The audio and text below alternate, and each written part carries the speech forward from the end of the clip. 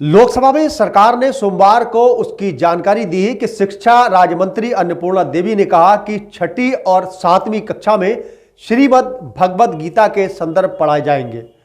11वीं और 12वीं कक्षा की संस्कृत पाठ्यक्रमों में इसके श्लोकों को शामिल किया गया है। बता दें कि नई दिल्ली अखिल भारतीय तकनीकी शिक्षा परिषद की पाठ्य पुस्तकों में अब श्रीमद् भगवद गीता को शामिल किया गया है। लोकसभा में सरकार ने इसकी जानकारी देते हुए कहा कि छठी और 7वीं कक्षा में श्रीमद् भगवद गीता के संदर्भ और 11वीं और 12वीं कक्षा की संस्कृत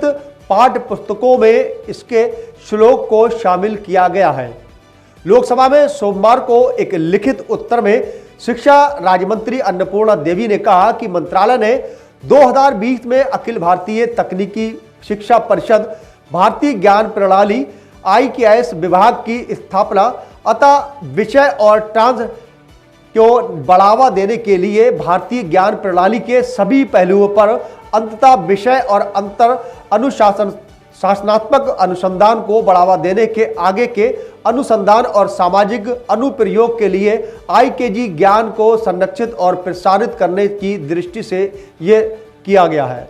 उन्होंने कहा कि राष्ट्रीय शैक्षिक अनुसंधान और प्रशिक्षण परिषद के राष्ट्रीय पाठ्य चर्चा की रूपरेखा के विकास की पहल है, जहां जमीनी स्तर के विभिन्न मंत्रालयों, विभागों, राज्यों और केंद्र शासित प्रदेश सहित विभिन्न हितधारकों ने इनपुट आमंत्रित किए जाते हैं। अन्नपूर्णा देवी ने कहा कि राष्ट्रीय शिक्षा नीति NEP 2022 पैरा पॉइंट 4.27 भारत के पारंपरिक ज्ञान को संदर्भित करता है, जो टिकाऊ और सभी के कल्याण के लिए प्रयास कर रहा है। उन्होंने कहा कि इस शताब्दी में ज्ञान शक्ति बढ़ाने के लिए हमें अपनी विरासत को समझना चाहिए और दुनिया को काम करने का भारतीय तरीका भी सिखाना चाहिए।